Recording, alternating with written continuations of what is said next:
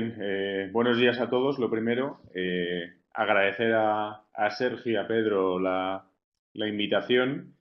Que sepáis que el proyecto que tenéis en marcha de Caprimur, yo creo que es la envidia de otras muchas autonomías y en la que nos queremos reflejar muchos. Y bueno, sí, yo siempre digo lo mismo, es decir, la especialidad que más cardiópatas ve es atención primaria y al final, que la atención primaria debería ser eso, los primeros cardiólogos de los pacientes y el que os conozcáis, que tengáis buena relación y os pongáis cara uno a otro, yo creo que es absolutamente fundamental.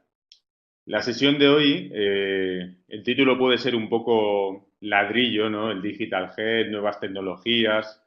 Bueno, esto es un mundo inabarcable y lo he intentado hacer de la manera más sencilla y más resumida posible, un poco para que nos hagamos idea de dónde estamos, ejemplos de la realidad que tenemos a día de hoy y lo que nos viene un poquito encima. Yo creo que no hay que tenerle miedo, pero evidentemente nos va a transformar un poco la forma de trabajar que tenemos.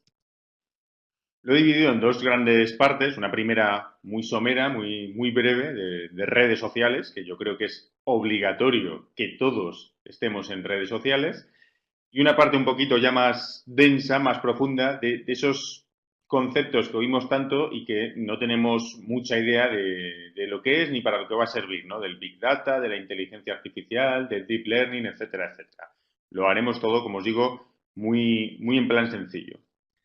Respecto al primer apartado de las redes sociales, muy breve, 3 diapositivas. A nivel médico, yo no digo a nivel particular, pero a nivel médico de nuestra profesión, creo que es imprescindible que estemos en ellas y principalmente hay una, como es Twitter, que nos va a permitir estar informados y estar actualizados. Evidentemente, no es leer un artículo en una revista, no es leer un libro, pero sí que nos va a permitir la inmediatez. Es decir, a día de hoy muchas veces llegan artículos, nos llegan referencias por Twitter antes de que se publiquen. Hay grandes popes de esto y sobre todo las sociedades científicas, en vuestro caso Semergen, Senfic, en nuestro la Sociedad Española de Cardiología o vuestro propio proyecto de Caprimur, que bueno, nos va a permitir tanto la formación, o sea, esas preguntas y esos casos clínicos de Caprimur que son tan interesantes como la propia formación nuestra, pues eso, con artículos, con referencias y saber un poco lo que está ocurriendo en el día a día.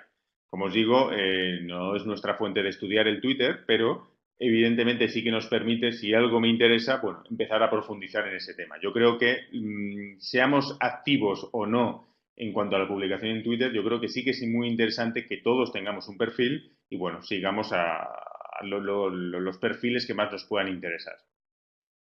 Otra segunda red social que creo que es muy interesante y que utilizamos generalmente mal es LinkedIn. Sobre todo hay que tener una cosa muy clara en LinkedIn. LinkedIn no es Facebook, es decir, esto es tu currículum vitae y a nadie se le ocurriría poner en la foto de su currículum en papel, pues no sé, una foto de la mascota o una foto en bañador. Pues lo mismo tiene que ocurrir aquí porque al final es tu currículum de una manera digital. Os he dejado aquí algunos datos de la importancia de LinkedIn, es decir, en España hay 10 millones de usuarios, 10 millones de usuarios, cada segundo se da de alta una persona, es decir, si esto va a durar una hora, que durará menos, pues tenemos que 3.700 personas se darán de alta en este ratito de la sesión y el 70% de los departamentos de recursos humanos utilizan LinkedIn como primera fuente para buscar candidatos.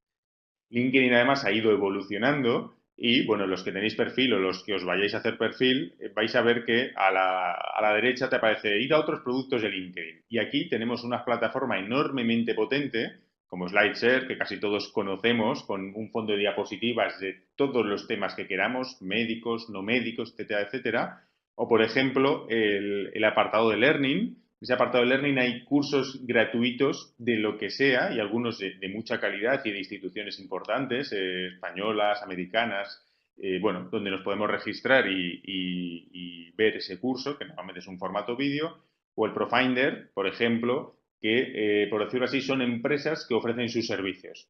Por ejemplo, Caprimur quiere hacer, no sé, una app. sobre todos los proyectos que lleva en marcha. Bueno, pues ahí puedo poner, necesito buscar una empresa para hacer una app con estas características y bueno, eso es como un tablón de anuncios donde luego las diferentes empresas que están dentro te van a buscar. Es decir, al final, bueno, es una forma de facilitarnos el trabajo. Yo creo que es otra de las redes sociales donde los médicos en general deberíamos estar, ¿no? Y lo tercero y último, en este apartado más de ofimática o habitual, pues es Google. Es verdad, no estamos hablando de una red social, pero todos tenéis un correo con un Gmail, o casi todos. Y casi todos nos quedamos en ese correo electrónico. Y sabemos que una vez que tenemos una cuenta de Gmail, todas estas aplicaciones que tenemos alrededor, que siempre aparecen en la pestañita arriba a la derecha en el ordenador, bueno, pues normalmente no les hacemos mucho caso y, como siempre digo, Google para esto lo que nos va a hacer es facilitarnos la vida.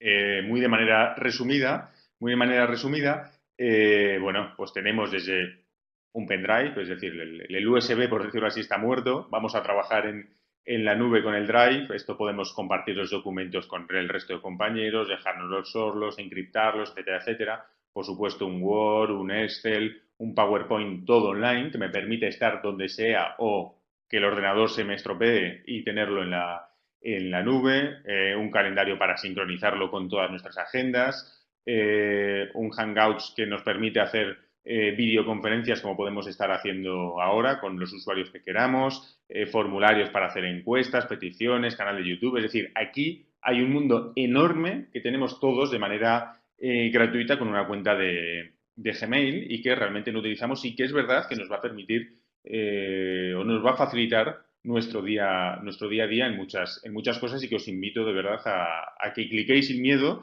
y os pongáis a jugar en esas aplicaciones que Google nos ofrece. Vamos a pasar ya un poco a la parte más profunda del tema del Big Data y de la inteligencia artificial. Diréis, bueno, esto a mí no me toca, esto es a otro nivel. No, no, esto no está a otro nivel, esto es nuestro nivel. Y fijaros, esto lo busqué el domingo cuando estaba preparando la presentación. En PubMed pones 2017-2019 eHealth y tienes 3.165 artículos publicados en los 2 últimos años. Esto que veis a la derecha de vuestra pantalla es el último congreso americano del American College del año pasado, donde, poniendo eje alto innovación, las páginas de sesiones que teníamos en el Congreso de Cardiología sobre Big Data, inteligencia artificial, Deep Learning, aplicaciones, apps, etcétera, etcétera. Es decir, esto es algo que a día de hoy ya forma parte de nuestra realidad. Y queramos o no, nos vamos a tener que acostumbrar. Igual que, bueno, se ha acostumbrado el mundo de la banca y de lo que era la foto de la izquierda a la banca que tenemos hoy en el móvil es completamente diferente. O el mundo, por ejemplo, del taxi con todo el tema de las aplicaciones, etcétera, etcétera.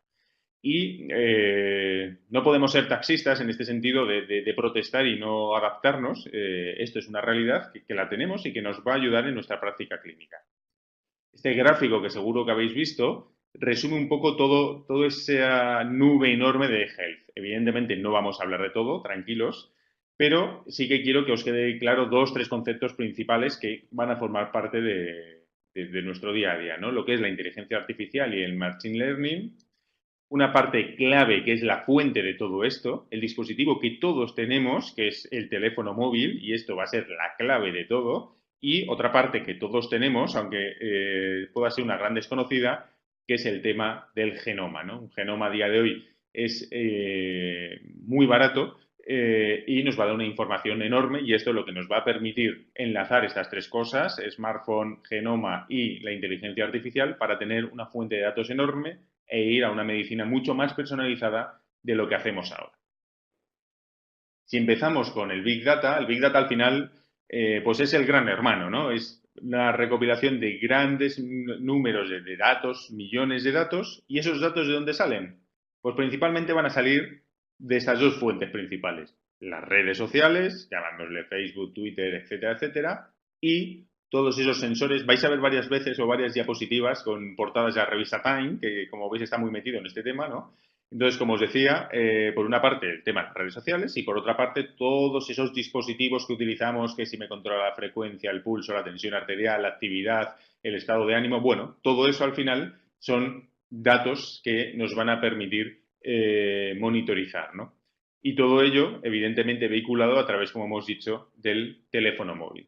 Fijaros, la diapositiva de la izquierda es el proyecto de Apple de biosensores en el organismo. No vamos a entrar uno por uno, pero bueno, veis que casi todos los órganos se han desarrollado, se están desarrollando sensores, ¿no? Que lo del relojito está muy bien, pero que esto es algo muy simple comparado con el resto de cosas en las que nos vamos a meter, ¿no? Por ejemplo, a nivel oftalmológico, bueno, está desarrollado y está patentado pues una lentilla que mide de manera constante la glucemia a nivel de la lacrimal y esa glucemia es paralela a la glucosa en sangre, ¿no? Evidentemente esto va a permitir un control de la glucemia mucho mejor que el de la hemoglobina glicada que estamos haciendo a día de hoy, ¿no? Hay una monitorización continua de esa glucosa. Por tanto, la principal fuente de datos de ese Big Data, ¿cuál va a ser? Pues nosotros, nuestro organismo. Fijaros que se calcula, cada año podemos generar esa animalada de datos con los sensores que tenemos a día de hoy, 665 terabytes de información. Si a esto le añadimos sensores, digamos, ambientales de todo tipo, desde, por ejemplo, bueno, las características de nuestra saliva en los cepillos de dientes, en los urinarios, por ejemplo, el análisis de la orina, el tema del sueño, que seguro que visteis ayer, la noticia publicada bueno, de la calidad del sueño, que hay que dormir entre 6 y 8 horas, porque si se duerme menos aumenta el riesgo cardiovascular. Todos estos factores, bueno, se añaden a todos esos sensores de nuestro organismo. Y esto hace que la fuente de datos sea absolutamente inabarcable por el ser humano. ¿Qué es lo que hace ese Big Data? Bueno, el Big Data lo que hace es recoger toda esa información y la va a transformar en resultados. ¿Cómo consigue hacer esto? Bueno, mediante una herramienta, mediante una estructura que es la inteligencia artificial. Esto es un artículo muy interesante, publicado este fin de semana de Eric Topol, que es un cardiólogo que se ha dedicado al tema de las nuevas tecnologías y que hace un resumen muy claro de lo que nos va a afectar esta inteligencia artificial, que ahora intentaré explicar un poco de manera teórica y luego con ejemplos en lo que consiste. La inteligencia artificial nos va a afectar en tres partes. Uno, a nosotros, a los clínicos, a los médicos, en que vamos a tener, por decirlo así, un competidor que va a ser mucho más rápido y va a ser mucho más preciso. Y ahora os voy a poner ejemplos que ya existen y que están desarrollados. Evidentemente, esa cantidad de datos le va a influir enormemente a los sistemas de salud. ¿Por qué? Porque, bueno, vamos a ser capaces de corregir muchos errores médicos y vamos a poder prever lo que le va a ocurrir a nuestra población. Y evidentemente le va a afectar a los pacientes en el sentido de que se van a involucrar mucho más en su propia salud y van a reclamarnos, por decirlo así, una medicina mucho más personalizada, ¿no? Fijaros, os voy a poner ejemplos de lo que es el Big Data y lo que es la inteligencia artificial que están absolutamente ya desarrollados, hechos y patentados. Esto no hay que irse muy lejos. La ciudad de Copenhague dijeron, bueno, si en vez de cuando alguien llama al 112 al servicio de emergencias, que haya una persona que valore esa emergencia, ¿por qué esto no lo puede hacer una máquina? Bueno, y la máquina, evidentemente, va aprendiendo esos tonos, esos vocablos que utiliza la población general y efectivamente la combinación de la máquina con el humano se demostró que era mucho más exitosa en cuanto a la emergencia. Simplemente analizando el tono de la conversación y ciertas pistas son suficientes para decir si esto es una emergencia más grave o menos grave y de manera mucho más rápida e independiente de que esté el locutor o la persona responsable del servicio de emergencias, ¿no? Se recortaban los tiempos y además se protocolizaba mucho mejor la emergencia con el uso del Big Data o con el uso de la máquina que con el humano. Esto yo creo que lo vais a entender muy fácil, porque evidentemente la máquina tiene que aprender, que eso es la inteligencia artificial. El claro ejemplo que entendemos todos de esto es el traductor de Google. Google no tiene ni puñetera idea que hola en inglés es hello, pero si estamos millones de personas metiendo estos datos, al final aprende, por decirlo así, mediante la inteligencia artificial, que hola es hello. Pues lo mismo va a ocurrir con los datos médicos, en este caso, el tema de la emergencia sanitaria. Un tema que va a cambiar enormemente o que ya está cambiando es el tema, evidentemente, de algo tan mecánico muchas veces como pueda ser la radiología. Esto es una aplicación rusa, que es una página web que está disponible y gratuita para todos, y se llama Radio, bueno, donde con algoritmos de deep learning y viendo, por decirlo así, muchas placas de toras, ha aprendido a analizarlas mucho más rápido y detectar, por decirlo así, un cáncer de pulmón mucho más rápido y mejor que los radiólogos rusos, que es donde se desarrolló. Mucho más rápido es que no podemos competir, porque en 30 segundos es capaz de analizar 12 millones de placas. 12 millones de placas, como pongo ahí en el texto, es la población entera de Moscú. Evidentemente, contra esto no vamos a poder competir. Son más rápidos y son mejores, porque evidentemente no hay ningún humano que sea capaz de analizar esto a esta velocidad, ¿no? Otro que ya está más que desarrollado y que es muy interesante, de los dos campos que más evolucionados están es la radiología y la oftalmología, pero esto es un ejemplo claro. Esto es Google, que ellos tienen, bueno, una división de inteligencia artificial en medicina que se llama DeepMind, y, bueno, coge oftalmólogos norteamericanos súper expertos en retinopatía y comparan el diagnóstico de estos oftalmólogos con el diagnóstico que hace una lentilla que el paciente lleva puesto a las 24 horas del día, ¿no? Ya, bueno, intenta ver si es capaz de lograr diagnósticos precoces en patologías tan habituales como una retinopatía diabética o una desmayo. Bueno, pues las lentillas son mucho más rápidas y más precisas que los mejores oftalmólogos norteamericanos. Evidentemente, esto es un adelanto, sobre todo pues, son pacientes que puedan tener riesgo, porque si nos podemos adelantar a la enfermedad, seguramente vamos a poder hacer muchas más cosas por nuestros pacientes, ¿no? Y podríamos seguir poniendo todos los ejemplos que queráis, ¿no? A nivel dermatológico, a nivel oncológico, etcétera, etcétera. O nos podemos ir de la medicina. Esto lo pongo un poco en plan chascarrillo, pero existe, es real. Esto es una aplicación que se llama Ili, que no tiene nada que ver con la parte médica, pero bueno, que te ayuda a encontrar pareja. Esto del Facebook y del Kindle y tal va a estar absolutamente desfasado. ¿Qué hace esta aplicación? Bueno, coger datos, exactamente igual que la parte médica. ¿Qué datos coge? Bueno, pues tu tono, por ejemplo, de diálogo en las redes sociales, tus momentos de mayor actividad física, tus gustos, qué fotos envías, qué fotos no envías y bueno, empieza a cotejarlo con otras personas para ver quién es más compatible, ¿no? Y en teoría, bueno, pues se consigue una calidad elevada de parejas más o menos compatibles contigo, ¿no? Yo esto no lo he probado, pero vamos, si os metéis en la web tiene críticas más que positivas. ¿Cómo se consigue todo esto? Porque, vale, yo puedo tener todos los datos del mundo que queráis, como hemos dicho, sensores, el móvil, todos los parámetros ambientales que tenemos a día de hoy y que podemos medir, pero la máquina tiene que aprender de esos datos. Lo que hemos hablado del traductor de Google. No vamos a entrar en grandes profundidades, pero eso es lo que se entiende como deep learning, el aprendizaje profundo de la máquina, la inteligencia artificial, que lo que intenta al final, que es reproducir la máquina más perfecta que hay, que es nuestro cerebro. Es decir, intenta crear lo que llaman redes neuronales que conecte los diferentes datos.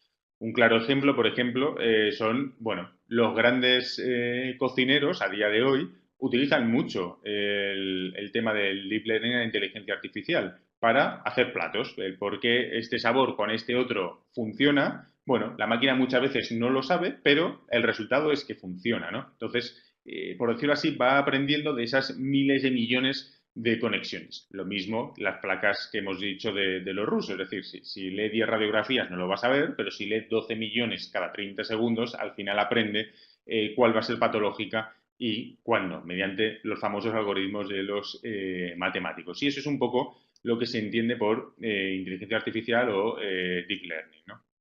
¿Esto es importante?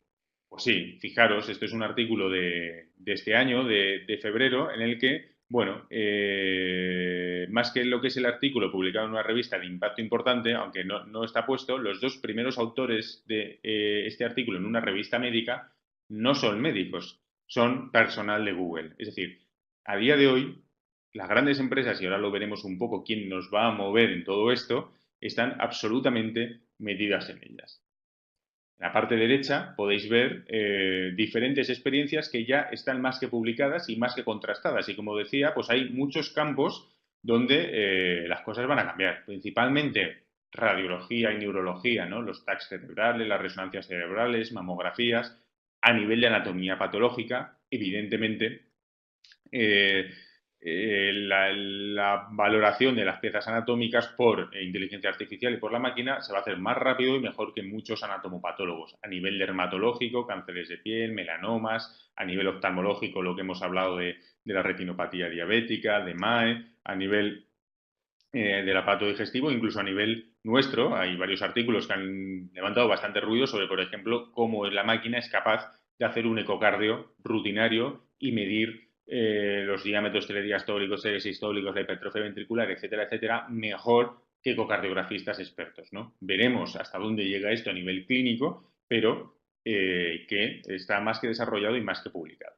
Y vamos a entrar un poco en ejemplos del día a día, ¿no? Esto es un claro ejemplo, todos lo conocéis, o la mayor parte lo conocéis, que es el Cardia o dispositivos que nos permiten detectar arritmias o fibrilación auricular en nuestros pacientes, ¿no? Con una derivación. El Cardia es un claro ejemplo de Big Data y de cómo la máquina va aprendiendo el diagnóstico. Inicialmente, la sensibilidad y la especificidad para detectar esto de posible fibrilación auricular era baja, pero claro, con los miles de millones de registros electrocardiográficos que le llega cada día, la máquina va aprendiendo a analizarlo y a día de hoy la sensibilidad y la especificidad está por encima del 90%, es decir, va mejorando el sistema, ¿no? Por tanto, hemos de tener claro esto, quizás sea un poco disruptivo. Este es un gurú de las nuevas tecnologías y esta es una frase que soltó en el Congreso de la ACC, pero que tengamos claro una cosa, que mucho de lo que estamos haciendo a día de hoy, principalmente un trabajo muy mecanicista, lo vamos a dejar de hacer y va a ser reemplazado por la inteligencia artificial y por las máquinas, ¿no? Sobre todo, como habéis visto, mucho tema de radiología, de dermatología, etcétera, etcétera. Quizás atención primaria, que al final tiene mucho contacto con el paciente, mucho de verle la cara, de los síntomas del paciente, quizás sea más de las especialidades más complicadas para poder incluir esta parte de la inteligencia artificial, ¿no? Pero, bueno, llegaremos un poco a estos kioscos con urgencia de le duele el pecho, sí, ¿no? Bueno, que vaya poco a poco desarrollando el algoritmo para decidir qué tenemos que hacer. Claro, evidentemente no todos son ventajas y esto también tiene muchos problemas, ¿no? Un problema principal es la privacidad de los datos y más en salud, ¿no? Y todo el tema de las regulaciones que tenemos a nivel nacional, a nivel autonómico y a nivel europeo. Por otra parte, tiene el problema de que esto se convierte en que nuestra consulta no acaba cuando cerramos la puerta, que la consulta va a ser algo ubicuo y también para el paciente, ¿no? Con los móviles y con todos los dispositivos. Esto es una encuesta del año pasado. Ayer salió una nueva encuesta sobre el tema de la depresión y de los facultativos que están quemados. Y la verdad es que los cardiólogos no salimos muy bien parados. Estamos ahí en un porcentaje de felicidad con el trabajo bastante bajo, ¿no? De un 20% y mucho de esto, si se lee el artículo, bueno, pues tiene que ver con toda esta presión, digamos, de todos los dispositivos, etcétera, etcétera, que muchas veces nos impiden, nos dificultan un poco la desconexión. Pero, como decimos, la clave de todo y por donde está vehiculado todo, al final es el teléfono móvil nuestro y de nuestros pacientes, ¿no? Porque al final, como dice Nacho Medrano, que es un neurólogo que se dedica mucho a esto y tiene una gran frase que dice que todo lo que se digitaliza se democratiza. Y esta gráfica pone el claro ejemplo en ello. Fijaros la música, ¿no? Cuando era en vinilo, las descargas el número que había, cuando era el famoso cassette, los CDs ya empezaron a subir y fijaros lo que ha ocurrido cuando la música se ha digitalizado, cuando aparece un gigante como es iTunes, ¿no? De Apple. Es decir, cuando algo es digital, cuesta mucho menos, se democratiza mucho más y todo el mundo va a tener acceso. Bueno, pues lo mismo que ha ocurrido con la música va a ocurrir con la medicina o está ocurriendo con la medicina, ¿no? Por tanto, queramos o no, estamos ante una nueva era. Habéis visto ejemplos que ya están más que desarrollados y más que hechos y más que publicados y más que contrastados. Y tenemos que ir a un formato, bueno, diferente, ¿no? Esto quizás queda un poco disruptivo, quizás nos obliga a salir un poco de la comodidad, entre comillas, de nuestra consulta, pero yo creo que al final va a ser algo bueno para todos, ¿no? Tenemos que cambiar un poco nuestra forma de trabajar y, bueno, de esa medicina basada en la evidencia en la que estamos hoy de los ensayos clínicos a una medicina mucho más de precisión y una medicina mucho más particular o mucho más personal. ¿Dónde empiezan las cosas a cambiar o dónde va a cambiar en los próximos años? Lo primero y principalmente en lo que son los ensayos clínicos. Estos ensayos clínicos ya al autorizar pacientes a nivel multinacional, con todo el gasto que supone, los sesgos existentes, etcétera, etcétera, bueno, con la aparición del Big Data y con toda la aparición de tanto dato y la inteligencia artificial, evidentemente va a ser mucho más fácil el desarrollar moléculas. Si es más fácil, también va a ser mucho más barato y eso deberá repercutir evidentemente en el precio de los fármacos. Y todas las grandes multinacionales farmacéuticas, bueno, pues tienen su parte o su desarrollo de Big Data un poco pensando en esto. Segundo punto fundamental que nos va a hacer cambiar la investigación, y de esto ya hay ensayos clínicos que ya se han presentado, el cómo vamos a incluir pacientes en los ensayos. Fijaros, estas gráficas es de un ensayo que se presentó, que era el BES, que se presentó el año pasado también en el americano, bueno, que era de un chaleco desfibrilador para pacientes que habían tenido un infarto. ¿Cómo se recluta a los pacientes? Pues no los reclutáis ya en la consulta diciendo, oiga, mira, quiero que participe usted, firme el consentimiento, espere que se lo explico. No, no. Le mandamos un mail a todo el mundo. Y el mail, pues por ejemplo, fijaros aquí, se mandó el mail a 108 estados y bueno, contestaron o participaron 2.300 personas en 24 horas. Algo absolutamente asequible, barato y con muchos menos sesgos que la selección de los pacientes en la consulta, ¿no? Por tanto, eso es una parte clave, el tema de los ensayos clínicos, el tema de cómo vamos a incluir pacientes. Y el otro punto clave que muchas veces se nos olvida, pero que es la otra gran fuente de información, además de los móviles y de los sensores, es la genómica. El genoma, hace años, pues secuenciar un genoma valía 3.000, 4.000 euros. A día de hoy se están secuenciando por 250 y es probable que baje de 200 euros al mes la secuenciación genómica, ¿no? Y esto va a formar parte de nuestra medicina. Igual que pedimos una analítica de sangre, vamos a pedirle un genoma a nuestros pacientes. Y eso va a hacer que la medicina, evidentemente, sea mucho más personalizada y que pongamos un fármaco que sabemos que va a responder por su secuenciación genómica. Esto parece muy ciencia ficción, pero no lo es. Es decir, lo de los 3.000 y pico euros era hace 5 o 6 años y a día de hoy estamos en los 250. Ya hay empresas que directamente te hacen un genoma por esos precios, ¿no? En este artículo que os decía del sábado pone un ejemplo muy claro que yo creo que nos viene muy bien de cómo va a ir evolucionando la medicina en los próximos años y lo compara con algo que también estamos viviendo, que vamos a vivir, que es la conducción de los vehículos de una manera autónoma, ¿no?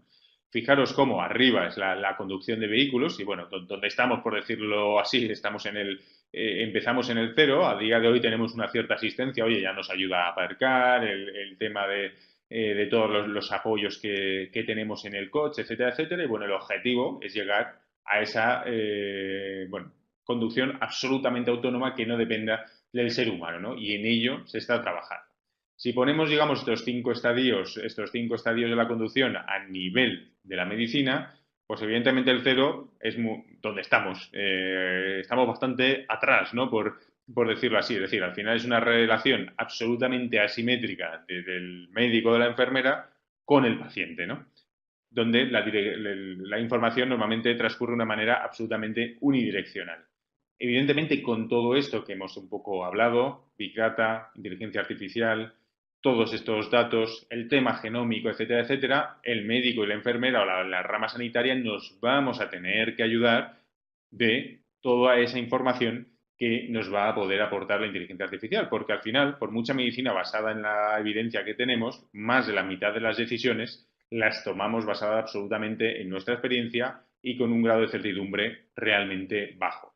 Evidentemente, nadie plantea llegar al 5, es imposible, llegar al 4, que sería un poco que lo prioritario fuera el tema de la inteligencia artificial y dejar un poco la parte clínica en un segundo lugar, no vamos a estar tampoco, pero sí que, digamos, el objetivo, como viene en ese artículo, es estar en un nivel 2-3, donde el clínico, evidentemente, tenga otra nueva herramienta, que es, bueno, la información que nos van a poder aportar estas nuevas tecnologías, ¿no? Quizás hace 15 años, si os decíamos a un médico de atención primaria, oye, que podríais tener un eco para hacer un ecofase de los diferentes órganos, parecería un poco ciencia ficción, y a día de hoy, bueno, pues se está trabajando para que esto sea una realidad, ¿no? Que no nos quedemos en el fonendo, sino poder pasar un poco a ver, bueno, pues esto es un poco lo mismo, es decir, que no nos quedemos solamente en nuestro conocimiento, las guías de práctica clínica con todas las limitaciones que ello tiene, sino que nos apoyemos un poco en la inteligencia artificial y en este deep learning, ¿no? Que muchas veces para situaciones complicadas que nos enfrentamos al día a día nos va a permitir saber qué es lo que se hace en ese supuesto en millones de casos, ¿no?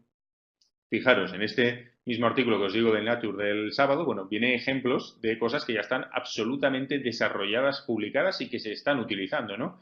Fijaros, desde fecundación in vitro, ¿no? La selección adecuada de los embriones, el tema genómico, genético en los fetos, o por ejemplo esto, que ya hay experiencias en Estados Unidos de pacientes que se hace la consulta desde casa con Alexa. Esto parecerá muy ciencia ficción. Alexa es el altavoz que tiene Amazon para el domicilio, ¿no? Que dices, Alexa, cuéntame el país y te cuentan las noticias. Bueno, pues lo mismo puede decir el paciente, Alexa, contacta con mi médico de atención primaria, ¿no? O que el médico de atención primaria contacte con el paciente y es tan simple como, bueno, tener un receptor en la televisión. Tú le vas a poder estar viendo la cara al paciente en su domicilio y el paciente te va a poder estar viendo a ti, ¿no? Y evidentemente esto va a reducir enormemente las visitas a los centros de salud o a los hospitales. Lo que hemos hablado del tema del electrocardiograma, fibrilación auricular, etcétera, etcétera, que esto, digamos, es uno de los grandes retos donde se han metido todas las grandes empresas, lo que habíamos hablado del sistema de emergencias, todo el tema de la radiología, cáncer de mama, o, por ejemplo, predictores de mortalidad cuando un paciente ingresa, dependiendo en qué área geográfica sea, cuál sea la patología y ciertos signos vitales. Esto Google lo tiene absolutamente desarrollado y publicado, que según entra el paciente por la puerta, le va a decir el riesgo de mortalidad que va a tener con el diagnóstico de entrada en urgencias. Evidentemente, esto nos permitirá posteriormente comparar los resultados de unos sitios con otros. Como os digo, esto parece mucho ciencia ficción, pero todo este cuadro que tenéis aquí es a día de hoy nuestra realidad. ¿Y quién está detrás de todo esto? A esto a algunos nos gustará más, a otros nos gustará menos, pero esto es la realidad, ¿no? ¿Quién se os ocurre que puede estar detrás de todo este movimiento? Bueno, pues básicamente quien controla el mundo, ¿no? Y es verdad que no es por barrer para casa como cardiólogo, pero bueno, el primer objetivo que tienen, evidentemente, son las enfermedades cardiovasculares. ¿Por qué? Porque uno de cada tres a nivel mundial se mueren de enfermedad cardiovascular, porque esto supone un gasto enorme y porque si hacemos una buena prevención primaria, donde entráis vosotros principalmente, bueno, vamos a poder prevenir una cantidad muy importante de fallecimientos. Y como os decía, ¿quién está detrás de todo esto? Pues quien os podéis imaginar, ¿no? Los tres grandes patas del banco, otra vez la revista Time, Google, será capaz de resolvernos la muerte. Hombre, este es un poco, evidentemente, titular para comprar la revista, pero bueno, Google está absolutamente metido en esto y el principal porcentaje de la inversión de Google está recayendo en salud. La otra grande, Apple. No sé si visteis a los que os gusta el mundo Apple, el evento de septiembre cuando presentan los nuevos documentos, los nuevos dispositivos, perdón, los primeros 10 minutos, y esto es una captura de pantalla de esa presentación, los primeros 10 minutos se estuvo hablando de salud, de cardiología y concretamente de fibrilación auricular, en un evento retransmitido a nivel mundial como es el evento de Apple, ¿no? Con un estudio que está en marcha y que ahora os comentaré, que es el Apple Health Study, ¿no? El Apple Health Study no es una invención de Apple, es un trabajo de Apple con alguien tan poco prestigioso como la Universidad de Stanford, donde, bueno, pues el objetivo es analizar todo este tipo de parámetros que veis aquí, ¿no? Desde parámetros de laboratorio, parámetros de comportamiento, datos de imagen, sensores como lo que decíamos del dormir, de la actividad física, etcétera, etcétera. Bueno, todo esto analizarlo en millones de personas.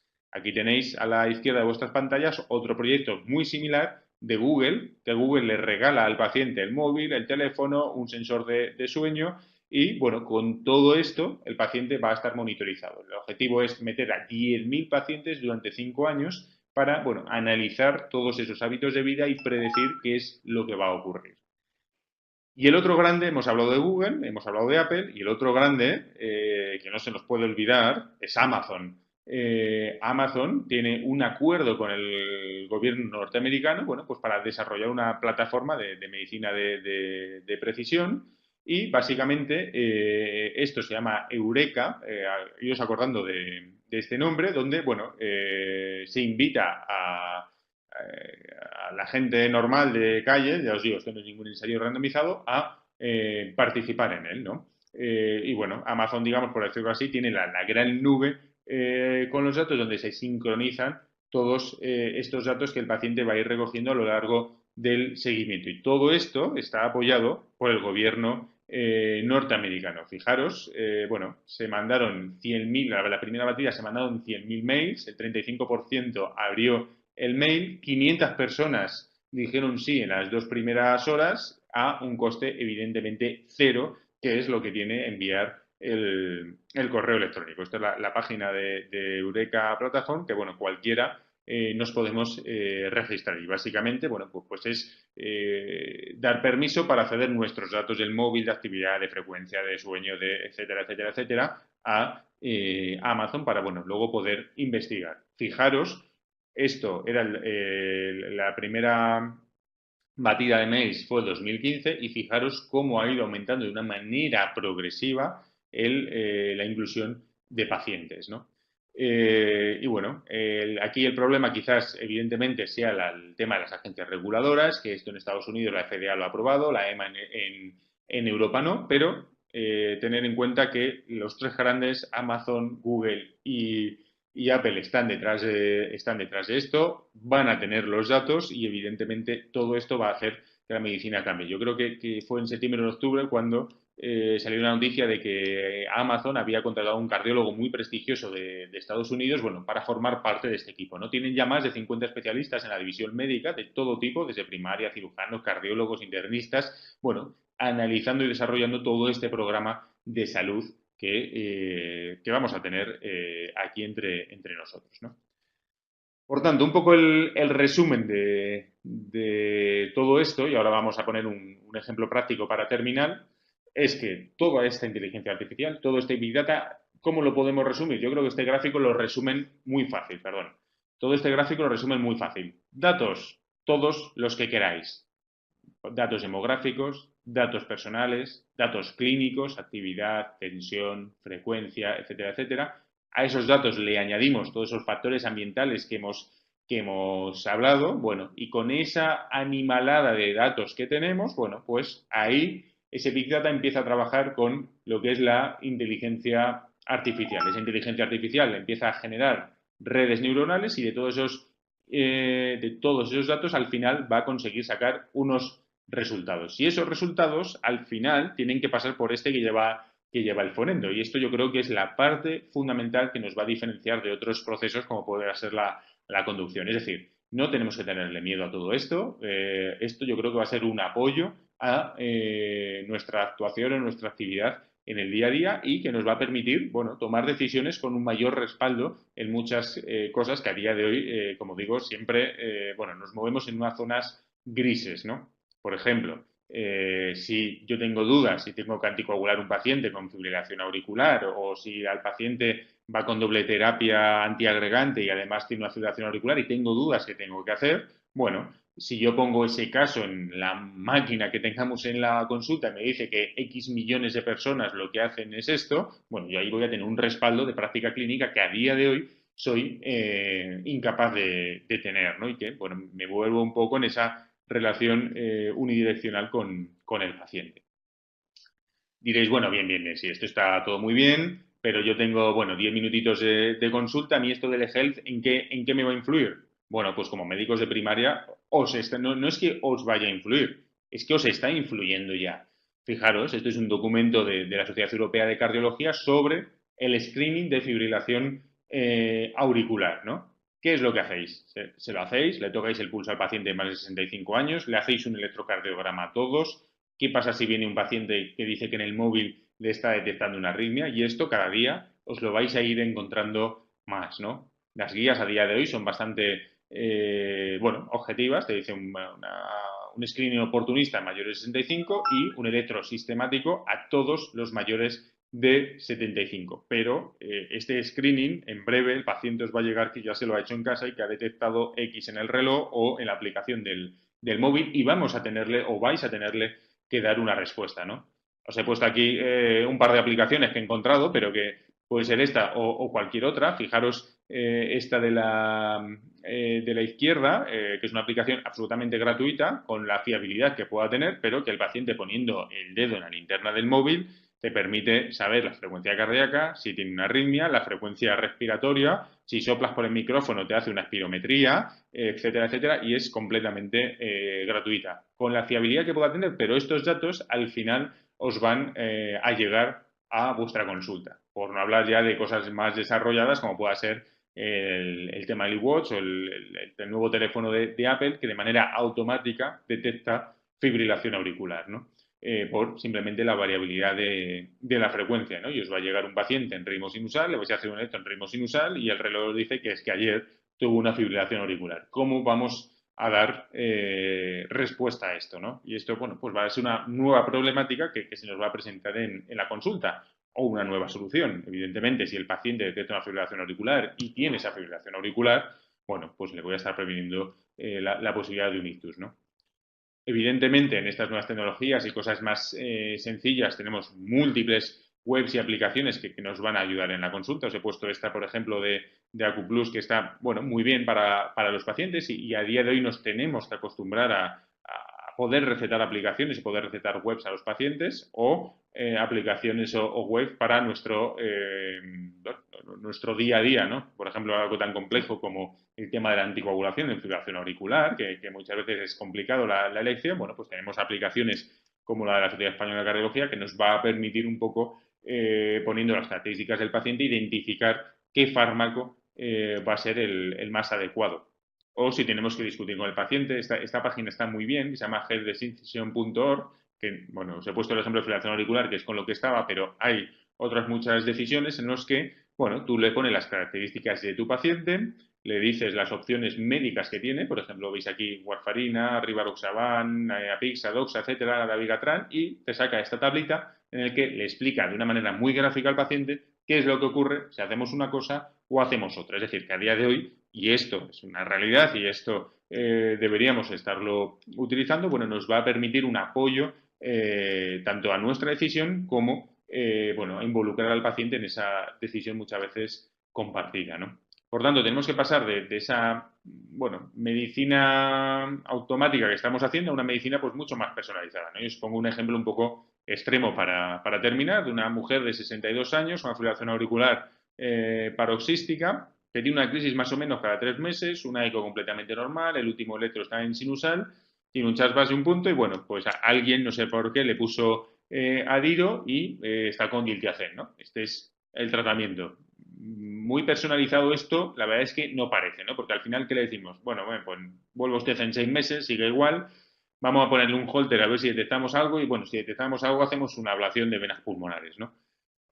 Bueno, para esto tampoco hay que ser un cardiólogo avezado, por decirlo así, es decir, esto es lo que hacemos casi siempre. Por tanto, como digo, esto muy personalizado no es y aquí empiezan a incluirse pues determinados ítems que tenemos que empezar a tener en cuenta. Primero, lo que el paciente quiere, ¿no? Las preferencias del paciente. ¿Y qué más, aparte del algoritmo de unas guías de práctica clínica, le vamos a poder ofrecer al paciente? Y factores muchas veces externos a ese proceso de la fibrilación auricular, en este caso, que van a influir en el paciente, como por ejemplo el tema del estrés, ansiedad, etcétera, etcétera. Fijaros un poco, el paciente En este ejemplo dice, oye, yo no quiero hacerme la ablación, estoy hasta las narices del litiazén y me lo quiero bajar, pero quiero tener menos recurrencias, pero es que esto lo llevo mal, ¿eh? Esto me genera mucho estrés, etcétera, etcétera. Bueno, a día de hoy, ¿qué le podemos ofrecer al paciente? Bueno, pues le podemos ofrecer que se deje de poner un holter cuya utilidad es más que nula y, bueno, pues por ejemplo, el tema de los dispositivos de electros en el móvil, pues evidentemente para esto nos ayuda mucho y va a tener una rentabilidad diagnóstica muchas veces mayor que el holter habitual de 24 horas o de 7 días durante una semana continuada, ¿no? Y esto es algo que está más que publicado y que sabemos más o menos la sensibilidad y la especificidad. Fijaros, por ejemplo, bueno, pues tenemos una sensibilidad del 93 y una especificidad del 84, ¿no? Fijaros, casi lo mismo que el propio médico. O sea, que son, bueno, dispositivos que cada día están más que desarrollados. Junto a esto, aunque nos falte todavía un poco, y esto seguramente será el siguiente paso, bueno, pues se hará un estudio genético. No será lo mismo una patología con X genes alterados que sin X genes alterados, porque a un paciente le funciona bien las estatinas y a otro paciente no le hace absolutamente nada, ¿no? Bueno, pues ahí el tema genético va a influir y nos va a ayudar en personalizar nuestros resultados. Por otra parte, y esto está también más que desarrollado, el tema de los factores ambientales, el tema de la nutrición y el tema del ejercicio. Hay miles de páginas, como por ejemplo en cardiología está mismo cardio, la propia página de la Fundación Española del Corazón, donde, bueno, en la página de la Fundación tenemos una calculadora de ejercicio físico que la desarrollamos el año pasado, donde, bueno, tú pones las características de tu paciente, la edad, la frecuencia basal, etcétera, etcétera, y te estipula, bueno, un poco las franjas del ejercicio que debería hacer para el tema de estrés, ansiedad, etcétera, etcétera. Sabéis que también hay múltiples páginas y múltiples aplicaciones que van a utilizarlo. Y por supuesto, esto quizás en la sanidad pública nos va a costar un poco más meterlo, pero bueno, sabéis que existen portales en medicina privada que están ya más que desarrollados en el que el paciente, bueno, puede solicitar una visita como esto, es decir, una visita por teleconferencia como podemos estar haciendo ahora y viéndonos la cara, ¿no? Evidentemente esto en vuestro centro de salud con el tiempo que tenéis o nosotros en la consulta va a ser más que complicado, pero bueno, que existir existe y que los pasos se estarán dando, ¿no? Por tanto, conclusiones un poco en este pincelada de todo lo que hay, de todo lo que va a venir. Que lo tengamos claro. Esto no nos vamos a quedar quietos, es decir, es un tsunami que se nos viene encima y lo mejor que podemos hacer es coger la tabla de surf y empezar a navegar encima de la ola. La inteligencia artificial y el Big Data están aquí. Habéis visto ejemplos que ya están presentes y que evidentemente quizás en otros ámbitos laborales pues va a afectar mucho a la vida laboral de las personas, pero en medicina yo creo que lo que nos va a hacer es ayudarnos y dejar de hacer muchas cosas absolutamente mecánicas que estamos haciendo a día de hoy, ¿no? Tema, para empezar, de redes sociales absolutamente necesario, principalmente yo creo que Twitter como fuente de información, escribamos o no, pero sí que, bueno, nos permite, sin ser proactivos, estar actualizados. Cuidadito con LinkedIn, red muy interesante, pero o sea, cuidando nuestro perfil y que no se nos olvide un poco esos conceptos básicos de lo que es el Big Data, de esa enorme cantidad de datos de dónde están saliendo y esa inteligencia artificial que al final no es más que crear redes neuronales para que la máquina, digamos, haga un pensamiento similar a nuestro cerebro y saque una conclusión de todos esos datos. Y que las fuentes al final somos nosotros mismos, nuestras rutinas, nuestros sensores en nuestro domicilio, nuestros sensores que llevamos puestos y principalmente nuestro teléfono móvil. Y que a nivel médico va a cambiar absolutamente todo el espectro, desde los ensayos clínicos o esa fase preclínica, fase 1, fase 2. Esto es la gran esperanza de los laboratorios, en el sentido de que se abarate mucho todo este proceso de investigación. Evidentemente, el tema del reclutamiento va a cambiar completamente y todo eso, evidentemente, va a ir modificando un poco la práctica clínica junto al tema genómico, que lo tenemos un poco como de lado para ciertas situaciones, pero que en cuanto esto se vaya abaratando más aún, bueno, pues va a formar parte de nuestro día a día y vamos, estoy convencido que en X años acabaréis pidiendo en una atención primaria un estudio genético a nuestros pacientes. ¿Problemas? Pues claro que tiene problemas. Primero tiene el problema de la seguridad de los datos y tiene el problema de la ubicuidad y de, bueno, que el médico, si ya éramos médicos 24 horas, pues ahora somos médicos 24 horas y online, ¿no?